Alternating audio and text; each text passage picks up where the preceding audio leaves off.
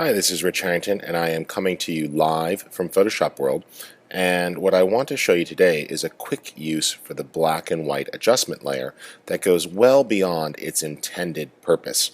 So let's take a look at some cool things we could do here using adjustment layers and our blending modes.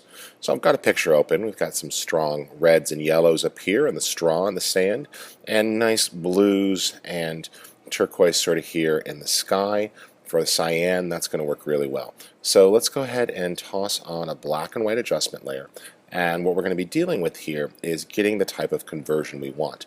Now the best way to do this is with the On Image tool. If we click this here, you'll notice that we can click inside the image and it intelligently grabs the right slider for us. So in this case, we can go ahead and manipulate the cyans, and if we click down here in the water, it's going to go ahead and start to go after that, or a little bit of the blues will work as well.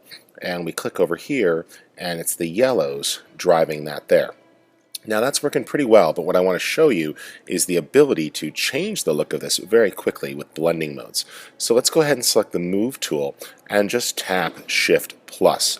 The Shift plus key will go ahead and change the blending mode option, and you're seeing different looks. For example, with Darken there, we're getting this nice cool effect, sort of an aging of the picture. And as we cycle through here, you see lots of different looks for that blending mode. So I'm just cycling through all of them, and I'm going to talk through some of these here in a second that are specialty. Now you're seeing pretty cool looks, things you might not expect out of that actual mode. I kind of like that there, the subtract, doing a cool silhouette look with the blue. Let's go ahead and go around the horn, as they'd say, and let's start here with Darken. Notice we have the ability to just sort of drag, and I could do a spot color effect.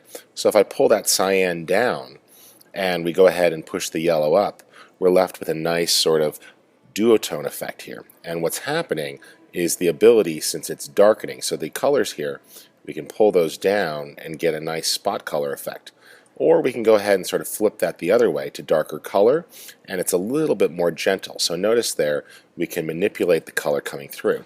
So let's pull that down for the thatched roof there. We'll get just sort of a grayscale image, and I'll start to bump the cyans back up, and you see that literally the blues just start to wash back in. That's looking pretty cool. Now you can always tweak this using the matte here to paint on it. That works nice. Let's go ahead and switch this down to lighter color, and you'll see it's really just sort of the opposite there. So instead of getting darker, we have the ability for that spot color effect. So let's pull the yellows up, and we'll get a nice grayscale there on that thatched roof, and we'll pull the blues down, and that's giving us a nice image there for the sky. So really that lighter color and darker color mode works really well. You combine that with the On Image tool, and it will absolutely grab the correct slider for you so you can get the conversion you want. I think that's a pretty cool effect. Not what was intended with a black and white adjustment layer, but remember, as I often like to say, blending modes truly do rock. So by using those modes and combining them, you can really get a nice look.